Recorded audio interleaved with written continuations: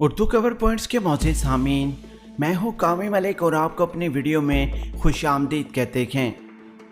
अपने तमाम देखने और सुनने वालों को मैं ये आगाह करता चलूँ कि रात की तारीकी में भारतीय जहाज़ घुसे अफ़गानिस्तान के अंदर और अफ़गानिस्तान तालिबान के ऊपर फ़ज़ाई हमला करके आए हैं।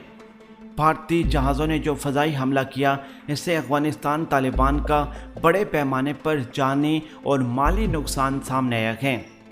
इस फ़ज़ाई हमले के बाद अफ़गानिस्तान तालिबान ने ऐलान किया कि वो जब भी काबुल की हुकूमत का तख्ता पलटने में कामयाब हो गए और वो अफ़गानिस्तान के अंदर अपनी हुकूमत बनाने में कामयाब हो गए तो भारत से वो इस चीज़ का बदला हर सूरत लेंगे। भारत अपने ताबूत बना कर रखे, हम हर सूरत भारत से इन फ़ज़ाई हमलों का बदला लेंगे।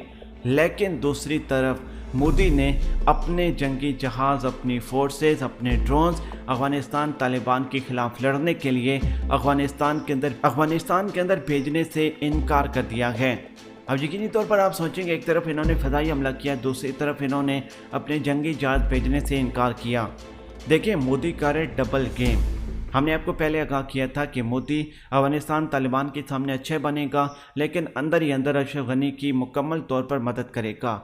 अब ये जो रात की तारीकी में फ़ज़ाई हमला हुआ, ये भारतीय जहाज़ गए हैं, अफ़गानिस्तान के अंदर घुसे हैं और घुसने के बाद फ़ज़ाई हमला कर कर वापस आए हैं, जिससे अफ़गानिस्तान तालिबान का जानी और माली नुकसान हुआ है। तकरीबन 10 से 15 अफ़गानिस्तान तालिबान इसमें शहीद हुए हैं। ज़ख्मियों की तादाद भी काफ़ी सारी है। इस तमाम सूरत हाल के पेश नज़र अफ़गानिस्तान तालिबान को इस बात की समझ लग चुकी है कि मोदी उनके साथ कौन सा गेम प्लान करने की कोशिश कर रहा है।